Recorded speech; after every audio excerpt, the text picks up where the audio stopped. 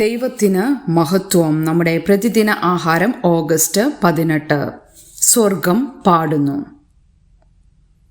Amen hallelujah എന്നു പറഞ്ഞു. വെളിപ്പാട് പുസ്തകം 19 അധ്യായം 4 വാക്യം. അർജന്റീനിയൻ ഗാനമായ എൽ സീലോ കാൻഡ അലഗ്രിയ ഹൈസ്കൂൾ ഗായക സംഘം ആലപിച്ചപ്പോൾ അവരുടെ ശബ്ദത്തിൽ ആനന്ദം പ്രകടമായിരുന്നു. ഞാൻ പ്രകടനം ആസ്വദിച്ചുവെങ്കിലും എനിക്ക് സ്പാനിഷ് അറിയാതിരുന്നതിനാൽ വരികൾ മനസ്സിലാക്കാൻ കഴിഞ്ഞില്ല. എന്നാൽ അധികം താമസിയാതെ പരിചിതമായ ഒരു പദം ഞാൻ തിരിച്ചറിഞ്ഞു. ഗായക സംഘം ഹല്ലേലൂയ എന്ന് ആഹ്ലാദത്തോടെ പ്രഖ്യാപിക്കാൻ തുടങ്ങി. ലോകമെമ്പാടുമുള്ള മിക്ക ഭാഷകളിലും സമാനമായി തോന്നുന്ന ദൈവത്തോടുള്ള സ്തുതിയുടെ ഒരു പ്രഖ്യാപനമായ ഹല്ലേലൂയ ഞാൻ ആവർത്തിച്ചു കേട്ടു. ഗാനത്തിൻ്റെ പശ്ചാത്തലം അറിയാനുള്ള ആകാംക്ഷയിൽ സംഗീതമേളയ്ക്ക് ശേഷം ഞാൻ ഓൺലൈനിൽ പോയി. സ്വർഗം സന്തോഷം പാടുന്നു എന്നാണ് ഗാനത്തിൻ്റെ തലക്കെട്ടിൻ്റെ അർത്ഥം എന്ന് കണ്ടെത്തി.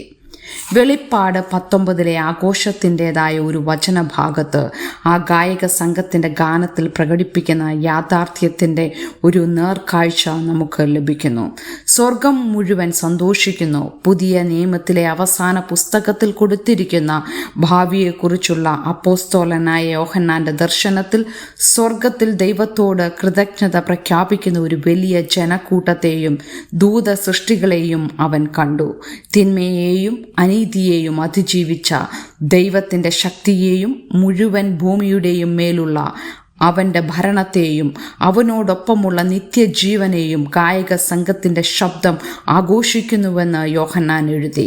സ്വർഗത്തിലെ എല്ലാ നിവാസികളും വീണ്ടും വീണ്ടും ഹല്ലേലൂയ അഥവാ ദൈവത്തിന് സ്തുതി എന്ന് പ്രഖ്യാപിക്കുന്നു.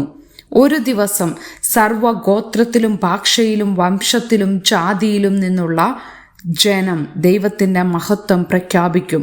എല്ലാ ഭാഷകളിലുമുള്ള നമ്മുടെ ശബ്ദങ്ങൾ സന്തോഷത്തോടെ ഒരുമിച്ച് ഹല്ലേലൂയ എന്നാർക്കും.